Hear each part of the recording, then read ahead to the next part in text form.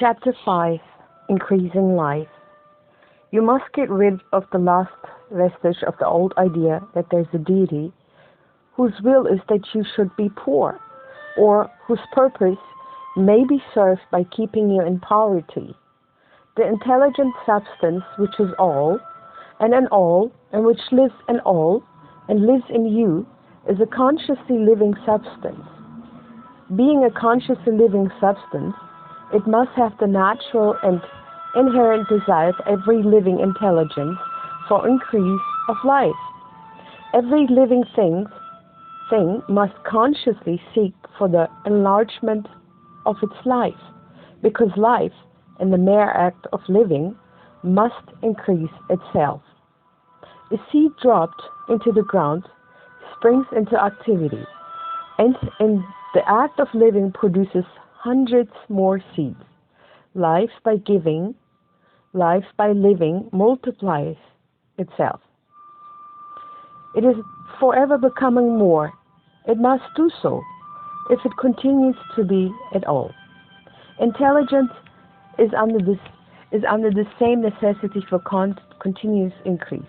Every thought we think makes it necessary for us to think another thought. Consciousness is continually expanding. Every fact we learn leads us to the learning of another fact. Knowledge is continually increasing. Every talent we cultivate brings to the mind the desire to cultivate another talent. We're subject to urge of life, seeking expression, whichever drives us on to know more, to do more, and to be more. In order to know more, do more, and be more, we must have more. We must have the things to use. For we learn and do and become only by using things. We must get rich so that we can live more. The desire for riches is simply the capacity for larger life seeking fulfillment. Every desire is the effort of an unexpressed possibility to come into action. It is power seeking to manifest which causes desire. That which makes you want more money is the same as that which makes you the plant to grow. It is life seeking fuller expression. The one living substance must be subject to this inherent love of life. It is permeated with the desire to live more. That is why it is under the necessity of creating things. The one substance desires to live more in you. Hence it wants you to have all the things you can use. It is a desire of God that you should get rich. He wants you to get rich because He can express Himself better through you if you have plenty of things to use in giving Him expression. He can live more in you if you have unlimited command of the means of life. The universe desires you to have everything you want to have. Nature is friendly to your plans. Everything is naturally for you. Make up your mind that this is true. It is essential, however, that your purpose should harmonize with the purpose that is in all. You must not want real life. You must want real life, not mere pleasure or sensual gratification. Life is the performance of function, and the individual really lives only when he performs every function, physical, mental, and spiritual, of which he is capable without excess in any. You do not want to get rich in order to live swinelessly for the gratification of animal desires. That is not life. But the performance of every physical function is part of life. No one lives completely who denies the impulses of the body a normal and healthful expression. You do not want to get rich solely to enjoy mental pleasures, to get knowledge, to gratify ambition, to outshine others, to be famous. All these are legitimate part of life, but the man who lives for the pleasures of intellect alone will only have partial life, and he will never be satisfied with his lot. You do not want to get rich solely for the good of others, to lose yourself for the salvation of mankind, to experience the joys of philanthropy and sacrifice. The joys of the soul are only a part of life, and they are no better or nobler than any other part. You want to get rich in order that you may eat, drink, and be merry. When it's time to do these things. In order that you may surround yourself with the beautiful things, see distant lands, feed your mind, and develop your intellect in order that you may love men and do kind things, and be able to play a good part in helping the world to find truth. But remember that extreme altruism is no better than and no nobler than extreme selfishness. Both are mistakes. Get rid of the idea that God wants you to sacrifice yourself for others, and that you can secure His favor by doing so. God requires nothing of the kind. What He wants is that you should make the most of yourself, for yourself, and for others. You can help others by making the most of yourself than in any other way. You can make the most of yourself only by getting rich. So it is right and praiseworthy that you should give yourself first and best thought to the work of acquiring wealth. Remember, however, that the desire of substance is for all, and its movement must be more for life to all. It cannot be made to work for less life to any, because it is equally in all, seeking riches and life. Intelligent substance will make things for you, but it will not take things away from someone else and give them to you. You must get rid of the thought of competition. You are to create, not to compete what is already created. You do not have to take anything away from anyone. You do not have to deprive sharp bargains. You do not have to cheat or take advantages. You do not need to let any man work for you for less than he earns. You do not have to covet the property of others, or to look at which is with wishful eyes. No man has anything of which you cannot have the like, and that without taking that he has from him. You are to become a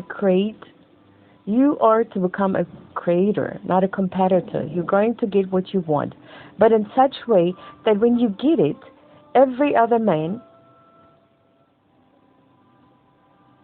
will have more than he has now. I am aware that there are men who get a vast amount of money by proceeding in direct opposition to the statements and the paragraph above, and may add a word of explanation here. Men of the plutocratic type who become very rich do so sometimes probably by their extraordinary ability on the plane or competition, and sometimes they unconsciously relate themselves to substance in its great purpose and movements for the general racial upbuilding through industrial evolution. Rockefeller, Carney, Morgan, et al. Have been unconscious agents of the supreme and the necessary work of systemizing and organizing productive industry, and in the end, their work will contribute immensely towards increased life for all. Their day is nearly over. They have organized production and will soon be succeeded by the agents of the multitude, who will organize the machinery and distribution. The multi-millionaires are like the monster reptiles of the prehistoric eras. They play a necessary part in their evolutionary process, but the same power which produced them will dispose of them.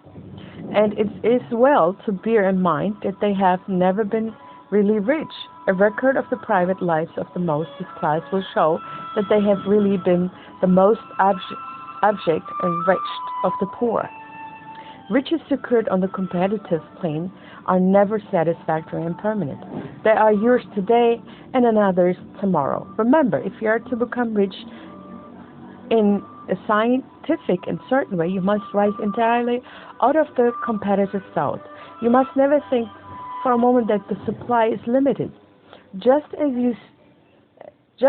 soon you begin to think that all the money is being cornered and controlled by bankers and others, and that you must exert yourself to get laws passed to stop this process, and so on, and that moment you drop into the competition mind, and your power to cause creation is gone.